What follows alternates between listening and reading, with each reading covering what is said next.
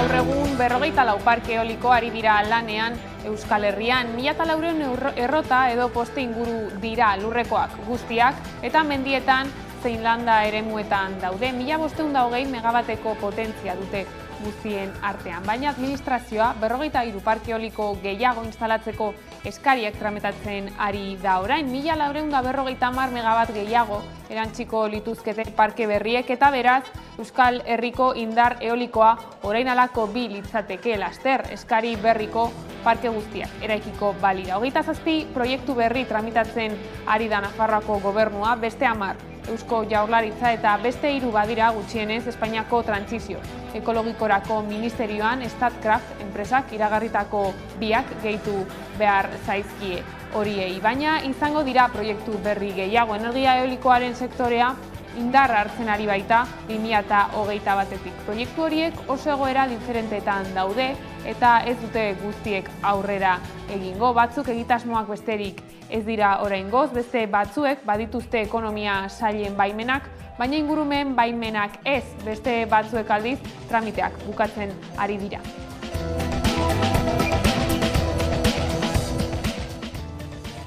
Gabon, eolikoak izpide, aritik bada besterik Iberdrolak 3.104 milioi euroko irabazi garbiak izan ditu irailera arte. 2001eko epe berean, baino 29 gehiago. Egin batean, uneko prezioen gorakada eta inflazioa energiaren prezioa garestitu egin delako iritsi da. Hala ere, energia krisi betean, aipatu bezalako enpresa energetiko handien etekinak handitzen jarraitzen dute. Bada gurean Arantza Tapia ekonomiaren garapen jasangarritasun eta ingurumen sailburuari galdetu diogu gaia zentzu.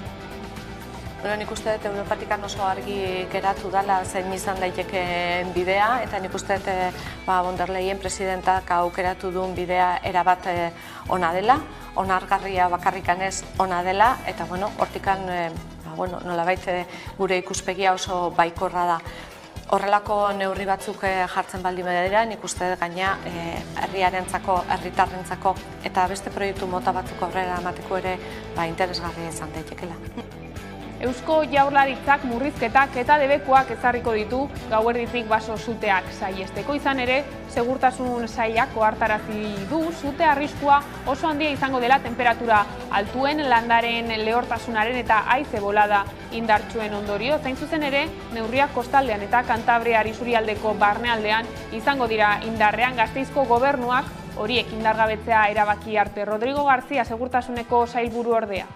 Zeintzu dira debekuak? Debekua dira landa edo baso makinariak ez erabiltzea, ze txinpartak sor ditzakete, gero baita ere su artifizialak eta elementu piroteknikoak eta baita ere barbakoak ez egitea landa eremua edo vegetazioa dagoen 300 metro baino gutxiago tarte horretan, gero baita ere landa eta baso ondarrak edo zerak ez erretzea, eta baita ere ez jaurtikitzea inongo elementurik sua eragin dezakeena, adibidez zigarro punta.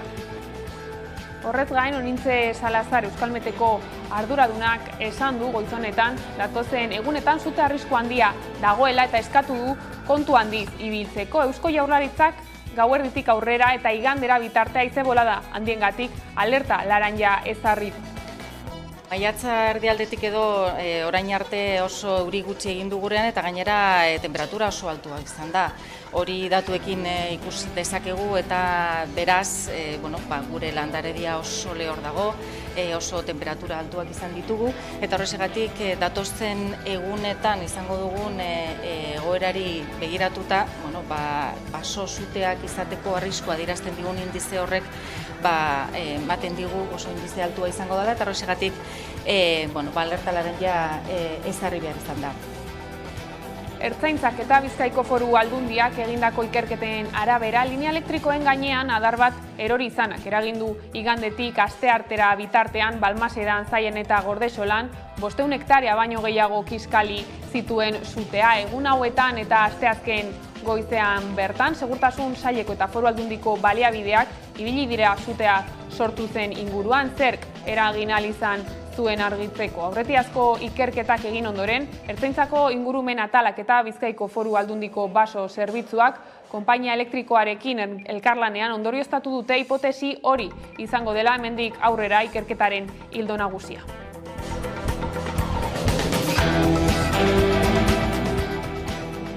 Bestaldetik, haserre daude Euskal Herriko egoitza pribatuetako langileak. Esaterako, Iruñean LAVT eta LAB sindikatuek manifestaziorako deia egin dute eta grebaren baitan. Donostian, LABek adinekoen egoitzetako beharginen baldintza duinak aldarrikatu ditu goiz honetan, elkarretaratze batean, eta Araban berriz egoitzetako ELA eta LAB sindikatuek lehenengo greba eguna izan dute. Negoziazioak desblokeatzea eskatzen dute eta zenbait mobilizazio antolatu dituzte horren aurrean protesta egiteko. Hurrengo astean bilera bat aurreikusita dute, baina patronalaren berririk ez dute jaso oraindik. Tamara Letamendi, LAB sindikatuko ordezkariak. Bihar arratsaldeko 5:00 gonbidatu egin direla politikariak, ez? Eta hor benetan ikusiko dira, benetan interesatzen zaie batez ere partidu batzu nun, ez? Hasiten zaien hauan adinduen egoitzetako proiektuetaz eta holan, gonbidatuta daude bihar, benetan agertzen diren edo ez. Eta hor ikusiko dugu benetan interesa duten ala ez.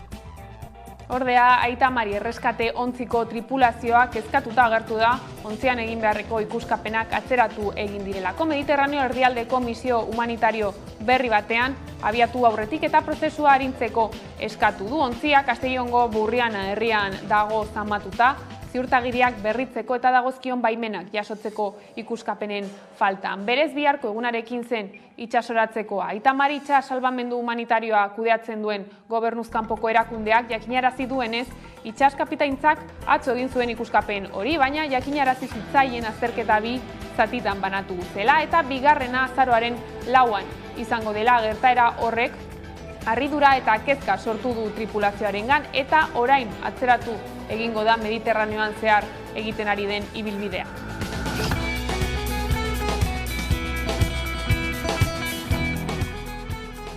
Kulturarloan martxan da Geuretik sortuak egitasmoaren bigarren aldia. Zinema, antzerkia eta literaturaz gain, komikia ere bultzatuko du aurten beka proiektuak, egonaldiak eta edapen zirkuitoa eskainiko dituzte. Iaz abiatu zuen udalbitzak Geuretik sortuak egitasmoa, euskara hutsean egindako artearen eta kulturaren sormena, ekoizpena eta edapena sustatzeko asmoz. Arrakastatsua izan zen oso eta jasotako harrera ere handia izan zen antolatzaileen esanetan eta martxan jarri dute orain bigarren aldia. Sortzaileak eta udalerriak harremanetan jartzea izango da urten ere egitasmoaren oinarri nagusia, baina berrikuntza nabarmen bat dakar literaturako, zinemagintzako eta antzerkiko lanak laguntzeaz gain, komiki proiektuak ere bultzatuko dituzte aurten. Proposamenak bidaltzeko epemuga ez dute zehaztu oraindik, ez da aurten egitasmoan parte hartuko duten udalerrien zerrenda ere. Horregatik, interesa dutenek proposamen irekiak aurkeztu beharko dituzte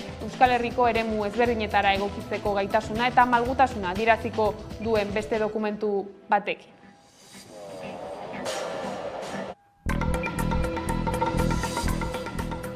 Eta kiroletan nabarmentzekoa da pilota eta surf selekzioei nazioartean lehiatzeko bidea eman dietela Madrilen. EAJak eta PSOEk kirolaren legearen inguruan lortutako akordioaren barruan dago. Autonomia erkidego bateko selekzioak nazioarteko txapelketetan lehiatzeko aukera. EH Bilduk nabarmendu du aurrera pauso txiki bat dela eta galdetu du zergatik ez den beste kiroletara iristen. EAJak eta PSOEk ituna egin dute kirolaren legearen inguruan eta zehaztu egin dituzte selekzioek nazioartean ofizialki lehiatu ahal izateko bete beharreko baldintzak. Testuaren arabera autonomia erkidego bateko selekzioak nazioarteko txapelketetan lehiatu ahalko dira. Kirolak lurralde horretan sustrai historikoak baldin baditu, kirol bakoitzari dagozkion nazioarteko federazioak onartzen badu eta autonomia erkidego horretako federazioa Espainiakoa baino lehen sortu batzen. Hala Euskal Surf eta pilota selekzioek baldintza horiek betetzen dituzte eta lehen urratsa egin dute bi horiek nazioartean lehiatu daitezen. Espainiako aurrekontuak negoziatzen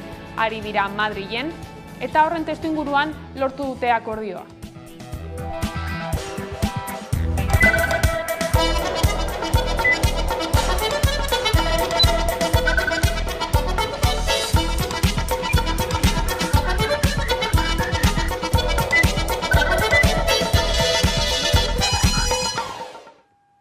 Aipatu bezala, Euskal Herrian aztertzen ari dira 43 parke eoliko egiteko eskariak. Udane Arbeo lankideak azalduko digu sakonago. Gaur egun 44 parke eoliko ari dira lanean Euskal Herrian eta horietan 1.400 errota edota dorre dituzte bai mendietan baita landa eremuetan ere. 1.500 eta 20 megabateko potentzia dute guztien artean, baina orain administrazioa beste 43 parke eoliko instalatzeko eskariak tramitatzen ari da eta 1.400 eta 50 megabat gehiago erantziko lituzkete parke berri horiek. Horiek ala Euskal Herriko indar eolikoa oraingoa halako bi izango litzateke. Eolikoak izpide ditugula, enpresarlotik ere bada berririk gaurkoan. Iberdrolak 3.104 milioi euroko irabazi garbiak izan ditu urteko lehen 9 hilabeteetan. Ia zepe berean baino 29 gehiago konpainiak asteazken honetan ohar baten bidez jakinarazi du. Nazioarteko negozioek eta bereziki Ameriketako Estatu Batuetan eta Brasilen egindakoek bultzatu dute konpainia, izan ere Espainian bere mozkin garbiak 14% iritsi dira.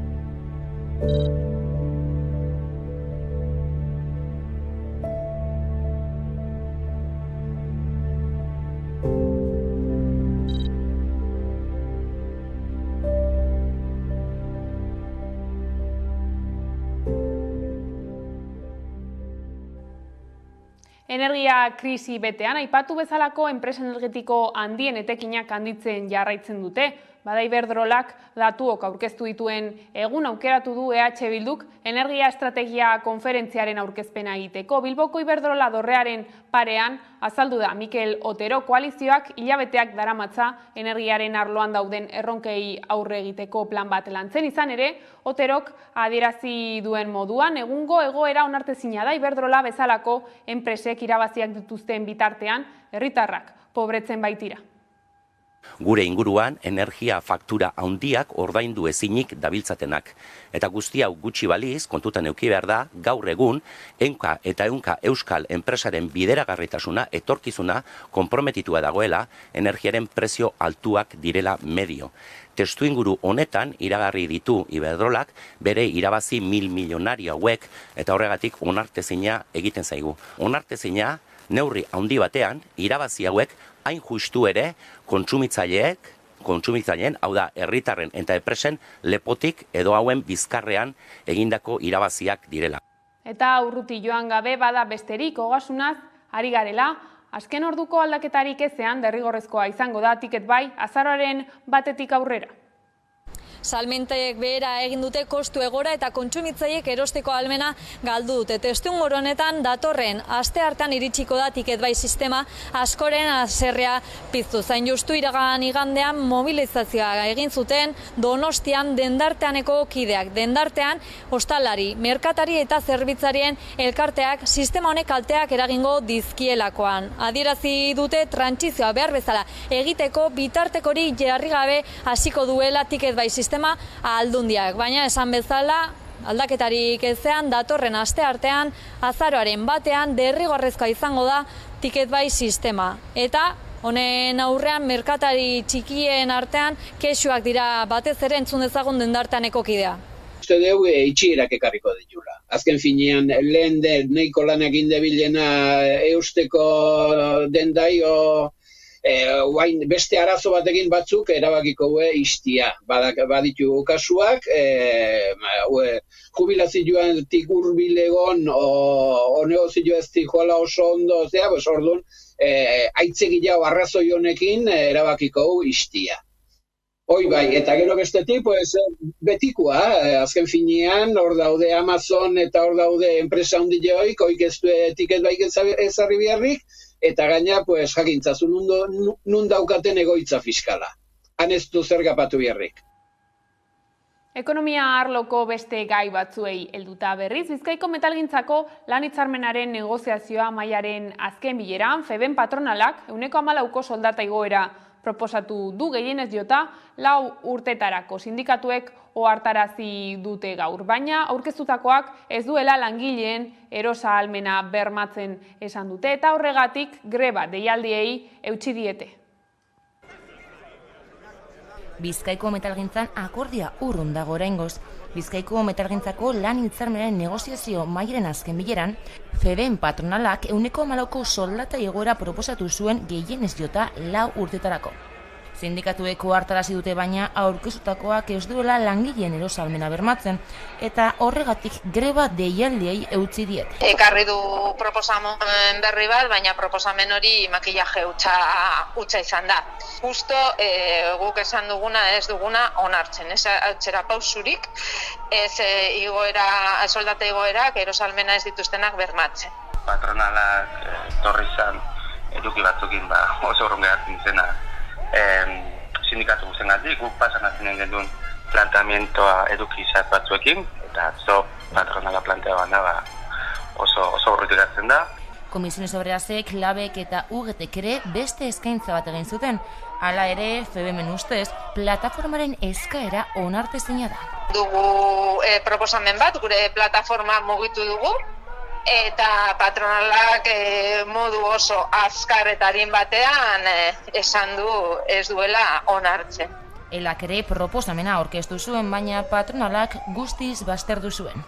Bai, atzo konfirmatu bat. Ez komora bile Moskun. Azken bilera ordu erdi eskasekoa izan zen, eta sindikatuen proposamen zehatzek berehala jaso zuten aurkako erantzuna. Giroa gainera gaiztotu da, horren adierazlea da ez zutela beste batzar bat hitzartu. Bilera txarto joan da, eta modu txarrean bukatu da. Azken egunetan, gehiengo sindikalak protestak egin ditu FEBEN zuzendaritzako kideen enpresen aurrean, eta patronalak gaitzetsi egin zituen. Bada 4 sindikatuek lanuztei eutsi diete. Batetik Lab, Komisiones Obreras eta UGT mobilizatuko dira, eta bestetik ELA. Greba deialdiak ditzen dizuen Bizkaiko metalin, langilekoak sektorik erantzun etxen dugu, eta ondo erantzun dugu. Ni konfiatan bai, urangoko 3 egunetako, bebai ondo erdetik eta ondo erantzutik. Nabaritzen duguna da, langileak haserre daudela, eta giroa nahiko ona dela greba hauei begira.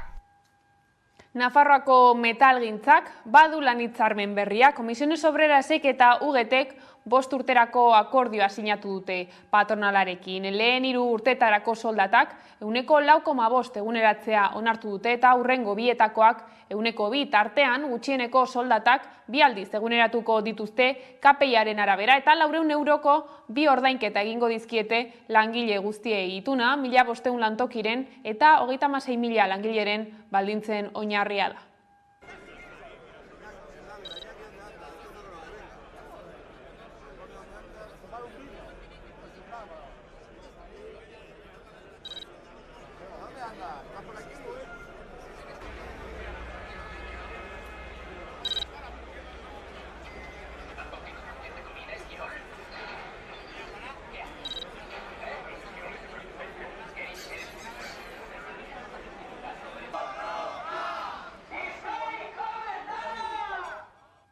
Espainiako Polizia Nazionalak Nafarroako Labeko 6 sindikalista atxilotu zituen garbitzaileen grebaren harira kamioi batean jarritako pankartagatik. Urtebete geroago, Agoizko lehen auzialdiko eta instrukzioko epaitegiak kasu artxibatzea agindu du. Izan ere, instrukzio epaileak ez du delitu zantzurik ikusten, emakume langileentzako lanbaldintza duinak eskatzen zituen, eta patronalak Nafarroako garbiketa hitzarmenaren negoziazioko blokeoa salatzen zuen ekintza sindikaletan.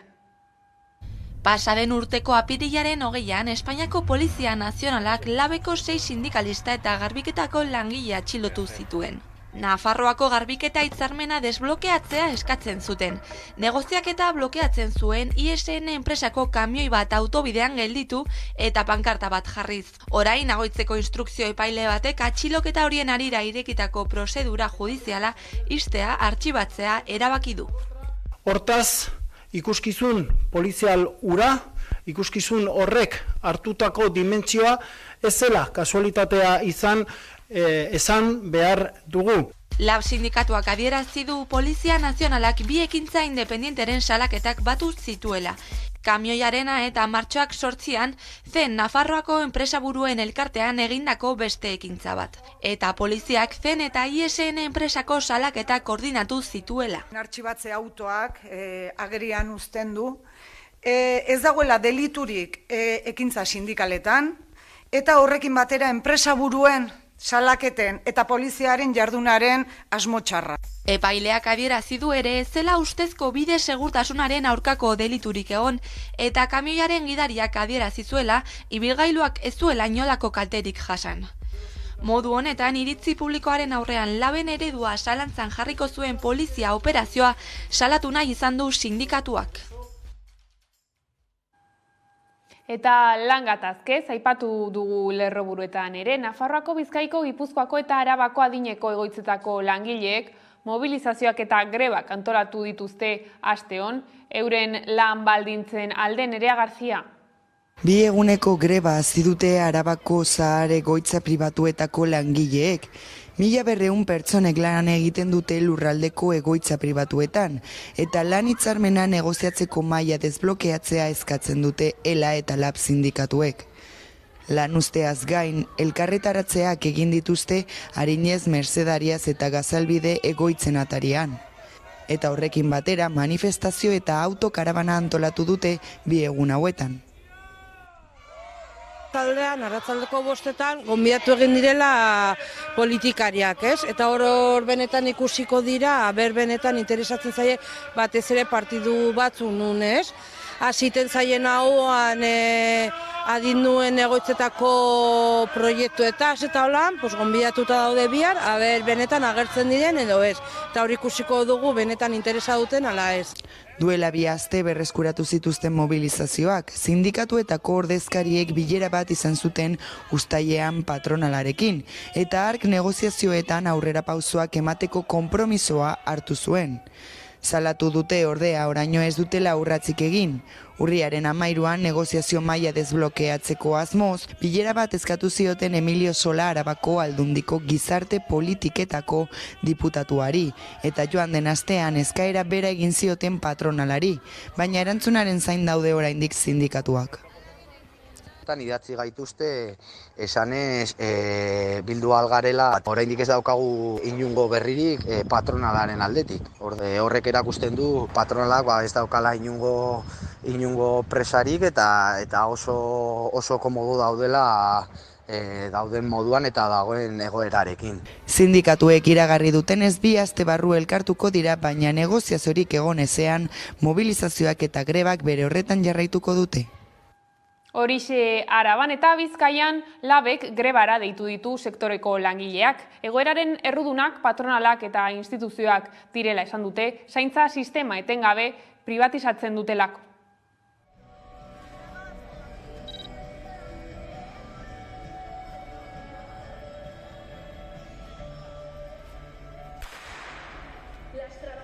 Gaur diputazio aurrean mobilizatzen gara, diputazioa delako zaintza lana privatizazioa bultzatzen duenak, guztion diru publikoa enpresa pribatuari ematen die, eta enpresa pribatu horiek erresidentzia kudeatzen dituzte.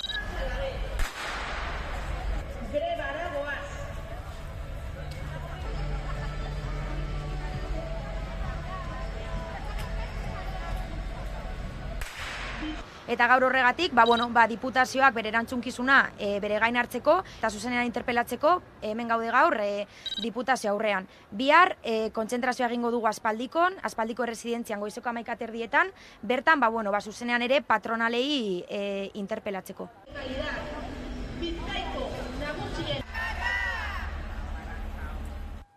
Gai zaldatuta, Arabara salto, Gasteizko epaitegi batek berretsi du klinika bateko atean abortuaren aurkako protestak egiteko debekua, 100 metroko urruntze agindua ezarri die ekintza horien arduradunei. Beraz, urriaren 17an EAEko Justizia Auzitegi Nagusiak abortuaren kontrako mugimenduak egindako errekurtsoaren defentsa bertan behera geratu da.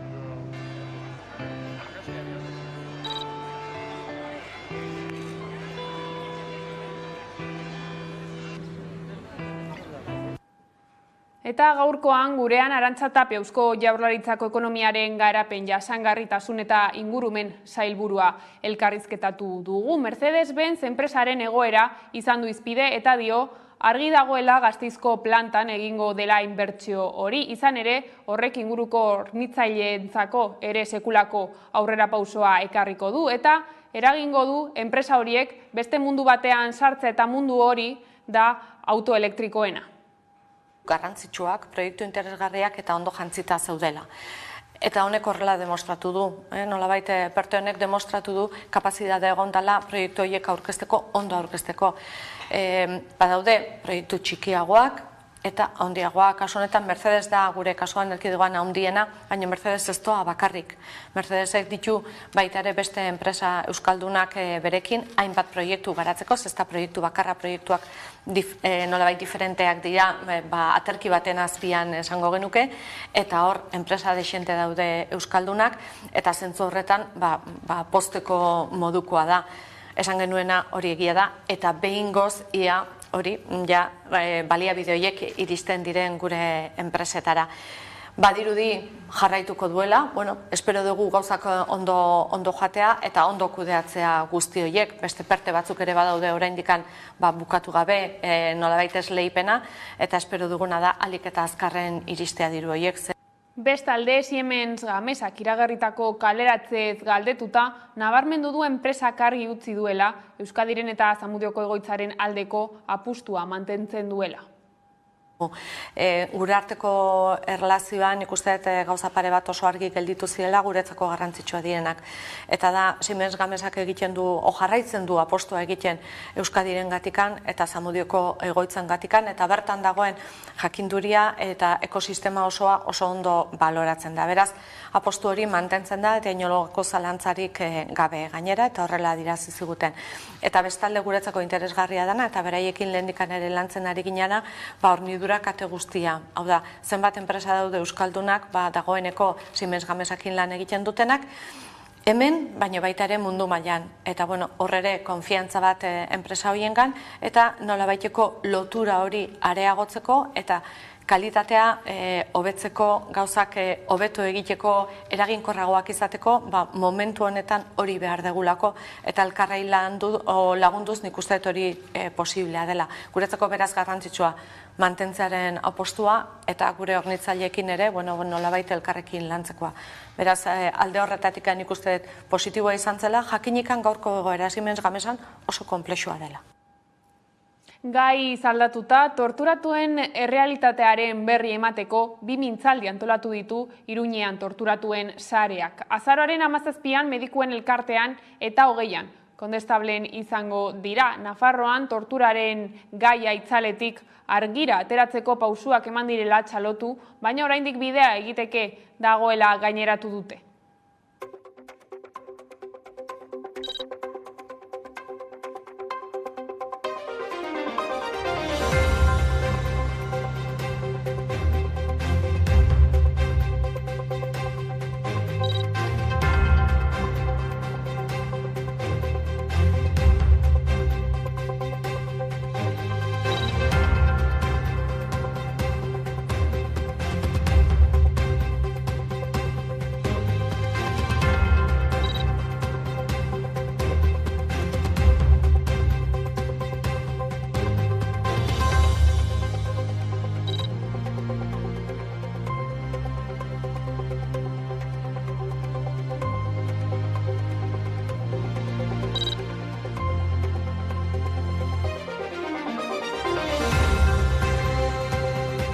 oraindik ere bide luzea geratzen dela egiteke.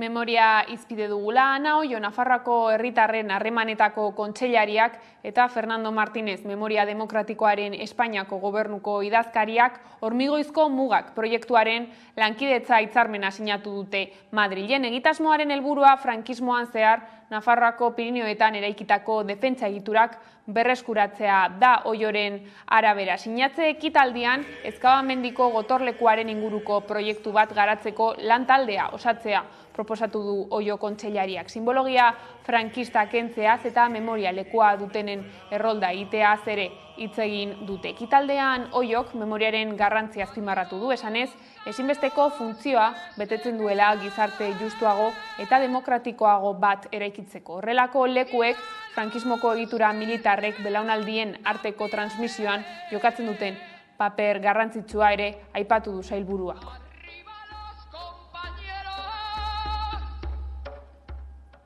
Eta El Hadji Niaje senegaldarra Espainiako poliziaren Iruñeko egoitzan hilik topatu zuten duela 6 urte. Atzo, arrazakeriaren kontrako hainbat elkartek deituta, elkarretaratzea egin zen Iruñean hura gogoratu eta justizia eskatzeko. Gainera, prozesu judiziala trabatuta dagoela iritzita, dirubilketa kanpaina abiatu dute familiaren beharrei aurre egiteko.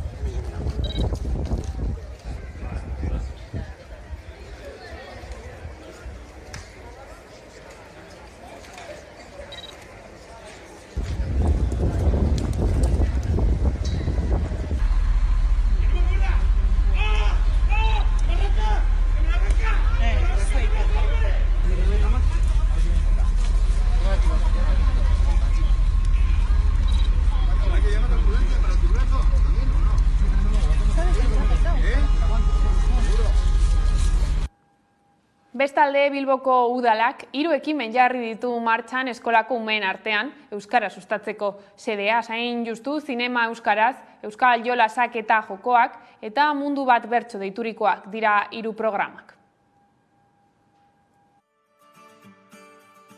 Bilboko udalak 3 ekimen martxan jarri ditu eskolako umeen artean euskara sustatzea aldera. Hain Justu, zinema euskaraz, euskal jolasak eta jokoak, eta mundu bat bertso. Zinema euskaraz ekimenak aukera ematen die Bilboko ikaslei euskaraz filmatutako filmak edo euskara bikoiztutakoak ikusteko eta hainbat balio lantzeko gainera. Hala nola, adiskidetasuna, immigrazioa, ingurumena eta feminismoa. 50 ikastetxek eta 9.000 ikasle baino gehiagok parte hartzen dute zinema euskaraz ekimenean. Urtero halaber Bilboko zinema aretoetan 26 film inguru eskaintzen dira. Horrez gain, euskal jolasak eta jokoak izeneko ekimenaren bidez, herri kirolekin euskaren erabilera sustatzen dute. Jarduera horrek gainera, eskolen arteko harremana sendotzen du. 20 ikastetxek parte hartzen baitute eta 1200 ikasle inguru elkartzen dira. Mundu bat bertso izeneko programa ere abian jarri du Bilboko udalak. Ekimenaren bidez, antzinako bertsoak, kantak eta bertsolaritzaren oinarri teorikoak lantzen dira. Lehen hezkuntzako 5. eta 6. mailako ikasleentzat zuzenduta dago. Bada Bilboko udalak euskara sustatzea helburu hainbat ekimen martxan jarri ditu. Zinema euskaraz, euskal jolasak eta jokoak eta mundu bat bertso. Eta kultura arlora salto, 4. urtez Durangoko azokak DAPRO sortzaile eta programatzaileen arteko topagune profesionala antolatuko du. Aurten egitasmo hau abenduaren 5ean antolatuko da. Hau da azoka hasi baino 2 egun lehenago. 2 espaziotan Durangoko Bizenta Mogel liburutegian eta San Agustin kulturgunean. Eingo dugu estanda.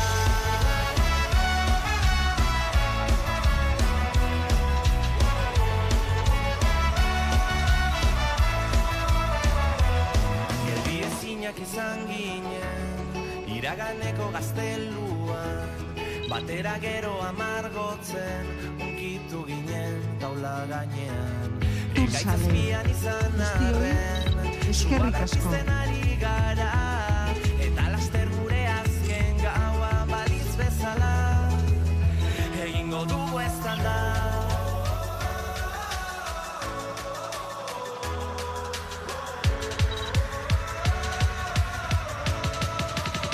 Egingo dugu eztanda.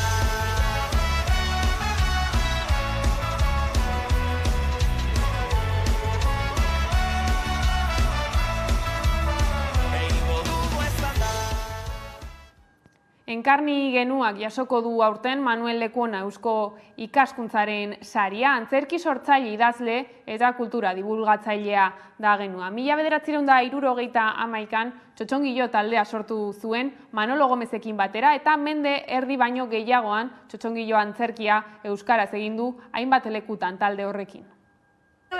Egin.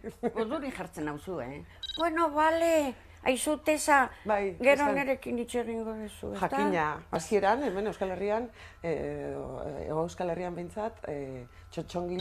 Eta gero, gure eskolan bakarrik neskak osatzen ginen, zen monja eskola neskak. Antigua auzoan, bazegoen beste talde bat mutilez osatuta. Ara. Eta orduan, gure zuzendaria neska zena eta mutilen zuzendaria mutila zena, bueno, nobioak egin ziren. Orduan esan zuten mazu, gezer egiten ari gera, hemen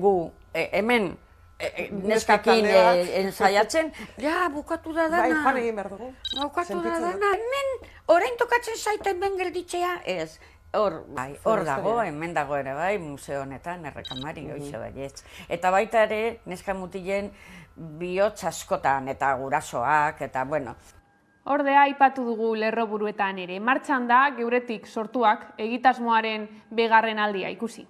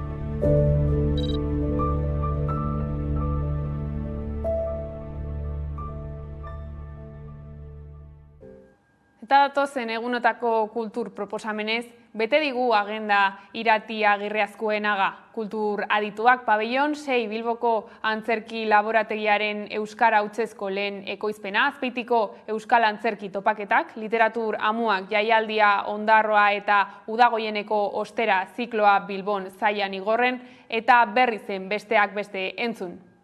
Bilboko antzerki laborategiaren estreinaldi bat izango da azaroaren hasieran, pabellon 6en Love and Money.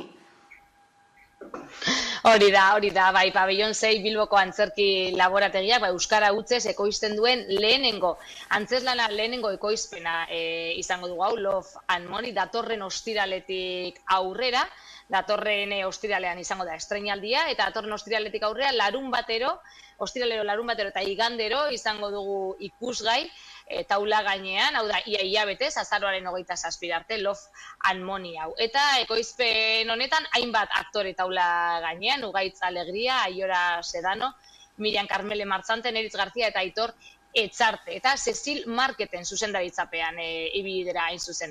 Konsumo gizarteari buruzko antzeslana dugu hau, pabellon 6ek esan bezala lehenengo aldiz euskara hutsez ekoizten duena, eta Dennis Kellyren antzeslan bat du oinarri. Dennis Kellyk hain zuzen ere, ondorengo galdera erantzun nahi zion bere antzeslan, ez da zer gertatzen da maitasunarekin, diruarekin eta botere ekonomikoarekin obsesionatuta dagoen gizarte batean. Galdera horri erantzuten saiatu dira personai desberdinak ikusiko ditugu taula gainean, alako airua ordaintzeko prostituzioera jo behar duen edo jortzear dagoen personai bat, erosketa konpultsiboekin eta kredituen menpekotasuna duen pisukide bat, eta zuzendariak berak esaten zuen, berak ere ikusi du bere burua islatuta nolabait obra honetan, berak ere esaten du, berak ere adierazi du, aktore karrerari eusteko hainbat lantzo egin behar izan dituela.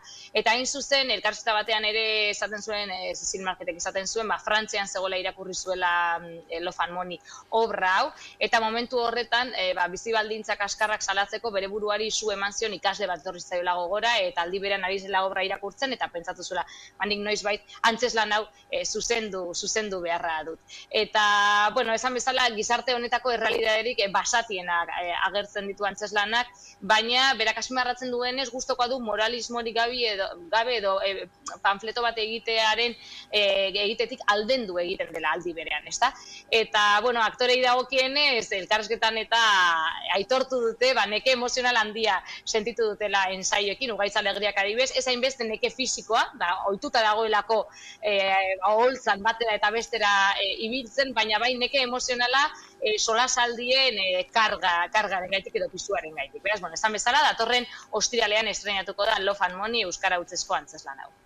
Aktualitatez beteriko antzeslan hori alde batetik, eta antzerkiarekin jarraituta, Azpeitin izango dira euskal antzerki topaketak, ez da, datorren astetik aurrera? Hori da, antzerkiarekin jarraituta ondo esan duzun bezala, datorren asteartean, emango zai hasiera Azpeitiko euskal antzerki topaketei, 40. edizioa dugu aurtengoa, eta guztira, aur eta helduentzako antzeslanak kontutan hartuta 11 antzeslane izango dira ikusgai, azaroaren 1-tik azaroaren 20 bitarte. Herri antzerkiarekin hasiko dira, eta gero zertan dabil, baina ez dakit zertan, eta intxaurra lanak estreinatuko dira. Bilanen estreinaldia ikusteko aukera izango dugu. Hasiera indartsua beraz, herri Azpeitiar antzerki zalek osatutako lana taularatuko delako azararen 1-tik 4, San Agustin kulturgunean, eta ondoren etorriko dira bestea. Gainera antolatzaileek aipatu dutenez, oholtzetatik abiatu ziren topaketa hauek sortzeko, baina ondoren kulturaz kooperatibarekin eta herriko beste eragile batzuekin batera sortu dituzte hainbat jardunaldi antzerki zaletasuna edo antzerkiarekiko maitasuna begirunea baita ere lantzeko, ez? Eta horrela tailerrak egongo dira, mediazio tailer hauetan parte hartuko dira Orman Poster kolektibokoak, Tripa kolektibokoak eta Metro Kuadroka sormen laborategiak, eta hemen esan bezala gaztetxoen ere antzerkia ez bakarrik gaurkotasuna lantzeko bide bezala, baina baita ere munduari beste era batera begiratzeko bide bezala landu nahi da, antzerkia bera instrumento bezala, ezta? Antzerkitopaketak.eus web orrialdean dagoeneko programa osoa igota, baina emanaldietako batzuk aipatzearren, Marmar Teatroaren Tarzane izango dugu azaroaren 5ean, Atz Teatroaren Balbea azaroaren 10ean, Markelineren Ganbara azaroaren 12ean, eta azaroaren 20ean, azken egunean, Metro Kuadrokoa sormen laborategiaren estreinaldia, zertan dabil, baina ez dakit zertan. Beraz, badugu antzerkiaz gozatzeko aukera baita Euskal Herriko txoko desberdinetan. Antzerkia soilik ez, literatura ere badagurean, esaterako Ondarroan hasiko den literatura muak jaialdia. Hori da, bai, kulturaz gozatzeko antolatu zuten eta antolatzuten literatura muak jaialdia Ondarroan, bihar hasita eta datorren astearte bitarte, letren eta hitzen lurralde izango da Ondarroa, ezta? Sormena ikuskizunak egongo dira, danak hitzen edo berben bueltan. Nanopuin lehiaketarekin eta Agustin Zubikarai novela bekarekin abiatuko dute literatura mua jaialdi hau, eta iazko Agustin Zubikarai beka irabazi zuen Mikel Alvarez Arriegi idazleak bere proiektutik sortutako Euskalia eleberria aurkeztuko du. Novela beltzaren eta umorearen tartean mugitzen zen proiektua zen hasiera batean hau, eta orain hortik etorri den edo hortik eratorritako Euskalia eleberria aurkeztuko du. Hortaz gain, Jon Maiaren kantu bat gara emanaldia ere izango da. Herriko sortzaileei ere tartea emango zaie, urriaren 29ean esaterako, Leire Bilbao idazleak etxeko urak errezitaldia eskaineko baitueko Fradia Zaharrean. urriaren 30 igandean bertso saio feminista izango da, eta astelenean arimen gauaren eguna izango da, arimaren gauarentzat erreserbatu dute egun hori, eta kaleko argiak itzaliko dira arratsaldeko 7:00 9:00 alde zaharretik kanpo santuraino. Dagoeneko ikuskizun horietarako sarrerak salgai daude Beikozinako lehiatilan, eta beraz, bueno, subia dutenek disfrutatzeko aukera baita ere literaturaz ondarruan. Agenda bete-beterik eta kontzertuak ere izango direlako, ezta? Aipatu dugu antzerkia, literatura, baina musika ere, Uda Goieneko ostera kontzertu zikloa hasiko delako, Bilbon, Zaian, Igorren eta Berrizen. Hori da, bai, azaroaren 3tik aurrera, datorren astetik aurrera, Bilbon Korrontzi eta Kalakan taldeak igoko dira Oholtzara, azaroaren 3an, ondoren etorriko da Zaiaren txanda, Zaiako herrian, Linton Town eta Sua egongo dira, bertan, eta Igorren Niko Etxart, Apapa eta Kerobia, azaroaren 12an bukatzeko Berrizen Labasu eta J. Martinaren kontzertuak ere egongo dira azaroaren 26an.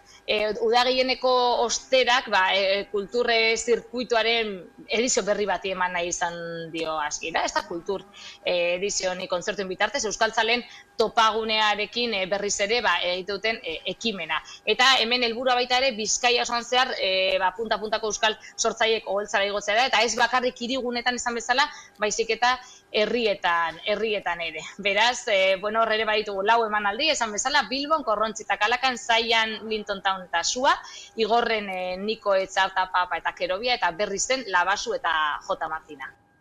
Kulturarekin jarraiki, Bime topaketaren 10. edizioa inauguratu da gaur. 50 herrialdetako 4.500 profesional baino gehiago biltzen ditu eta doako 65 musika emanaldi eskainiko ditu gaurtik urriaren 29ra arte. Euskalduna Jauregiak eta hiriko beste 14 lekuk hartuko dute. Gaurtik urriaren 29ra bitartean Bime musikaren nazioarteko topaketa ikusi.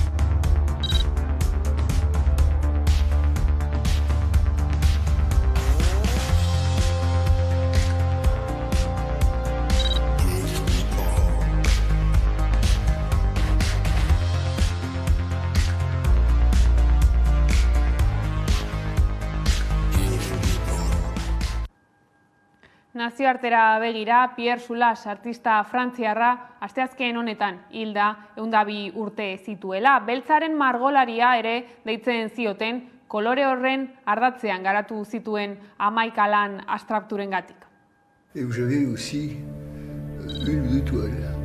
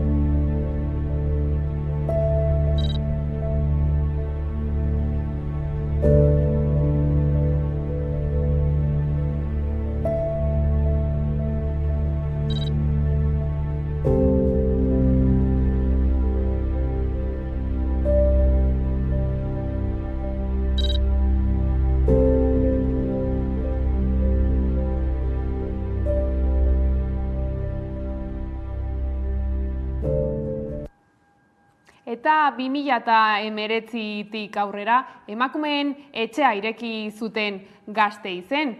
Hartatik honaino, ekimen desberdinak egin dituzte herritar guztientzat zuzenduta daudenak, eta aurten haien logotipoa ere aldatu dute. Gasteizko 11 lantaldea bertaratu eginda sakonago ezagutzeko.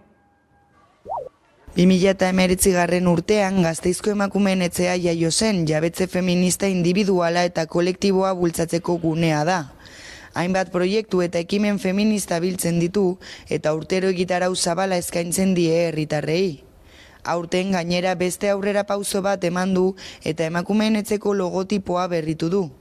Irudi berri honekin gune feminista inklusiboa eta irekia dela islatu nahi du. Erramintza desberdinen bitartez, programazio eta espazio desberdinen bitartez, sareak jostea jabetze feminista hori laguntzeko. Erreferentea izan nahi du proiektuak ekimen feministentzat edo hiriko emakume eta kolektibo feministentzat, baina oraindik ere lanean dihardugu eta poliki helburuetako bat ere hori da. Gasteizko emakumeen etxea 3 taldetan banatu dezakegu. Zerbitzu eta baliabideak, bertan aurki ditzakegu almanake morea, kanbalatze feminista edota ikerketa feministen erakusleioa besteak beste. Topaguneak berriz etxegunea, solasaldi feministak eta amen artean biltzen ditu. Eta azkenik jabetze feministarako eskola ere Gasteizko emakumeen etxean aurki dezakegu. Se da orientación, asesoramiento y se informa un poco sobre derechos laborales de las trabajadoras del hogar y también hay una parte de asesoramiento en extranjería, ¿vale? Sobre todo porque vienen muchas mujeres que igual están cerca ya de los 3 años para poder regularizar su situación. Y hacemos algunas actividades como talleres también grupales de empoderamiento en el que hablamos, por ejemplo, del derecho a paro que se acaba de aprobar recientemente o cómo hacer nóminas o bueno, pues este tipo de cuestiones que son importantes para las trabajadoras de hogar y de cuidados. Otra forma de mirar la violencia sexual en la infancia, otra forma me refiero más allá de la lectura víctima-victimario que estamos acostumbradas, ¿no? Sino pues a algo un poco más amplio. Tiene factores que están alrededor pululando, como por ejemplo qué significa pues, qué papel hacen las criaturas a nivel social, etcétera, ¿no? Es el intento de salir o de explicar cómo salir un poco del rol de víctima, siempre pues encontrando, yo no digo hay que salir del rol de víctima, no, sino encontrando un equilibrio. 25 emakume bolondresek lan egiten dutela hemen, bakotxa hilabetean behin etortzen gara, 2 orenez ematen dugu zerbitzua, eta 1600 librutik gora ditugu hemen, emakumeen esku, eta gizonen bat ere, nahi balin badu, baina bereziki emakumeei zuzendutako liburutegia da, eta liburutegi feminista. Ekimen eta ekintza hauekin guztiekin feminismoa sustatzea eta erreferente bihurtzea zenbait kolektiborentzat da Gasteizko emakumeen etxeko helburua eta zabalik dago edozein pertsonarentzat. Eta kiroletan esan dugu lehenago, pilota eta surf selekzioei nazioartean lehiatzeko bidea, eman diete Madrilen atzo EAJak eta PSOek kirolaren legearen inguruan lortutako akordioa aurrera pauso handi bat dela diote federazioetako arduradunek, baina aitortu dute aurrerantzean egin beharreko bidea zaila izango dela.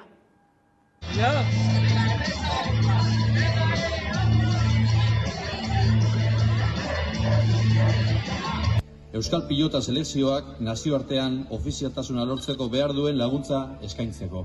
Para eso, para el fútbol, españoles. Tenemos que ser españoles y para jugar a pelota sí podemos ser vascos. Bien. El resto, es que todo el resto es selección española, obligada por ley y obligada por sanciones a quien no desee participar en ella. Porque en nuestro país la reivindicación y la exigencia es tanto para unas modalidades deportivas como para otras. Es para todas, desde Tutera a Baracaldo. Y esta es una reivindicación muy sentida. En ese sentido, no esperen que les apoyemos con un voto positivo cuando una vez más se nos niega una reivindicación histórica y transversal en la ciudadanía vasca.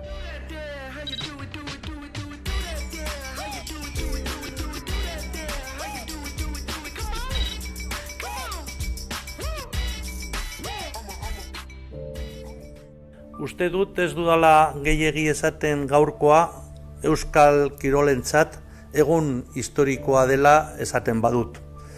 Historikoa ere bada euskal selekzioei nazioarteko lehiaketetan parte hartzeko eskubidea aitortu behar zaiela uste dugun milaka eta milaka euskaldun herritarrontzat.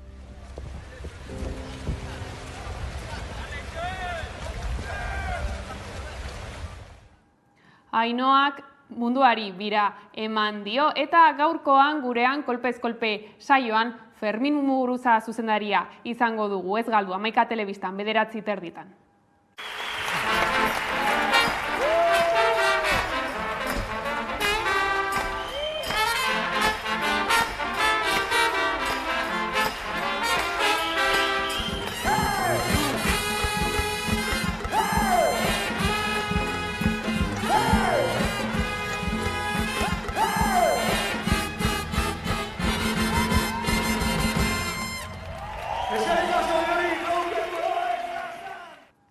Horrela iritsi gara albistegiaren bukaerara, gaurkoan postal kolekzionistak taldearen bat gutxiago gara kantuarekin agurtuko zaituztegu. Gustatuko zaizuelakoan, hauek izan dira gaueko albistegiak gurean gaur utzi dituenak, guztiak eta gehiago nahi duzuen aldiro 11.eus atarian. Bihar arte.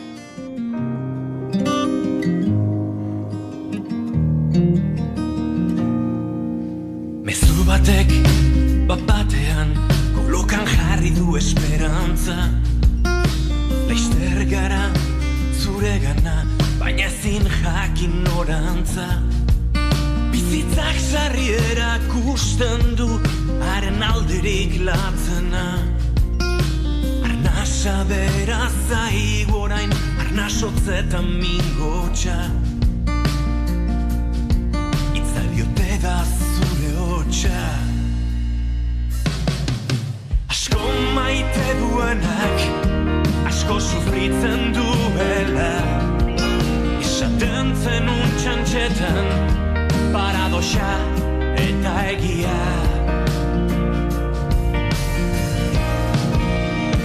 Eta bazoa zegan, eta guk ezin eman. Besarkaden artean, azkena. Orduztik mina ere bihurtu duzu laskea.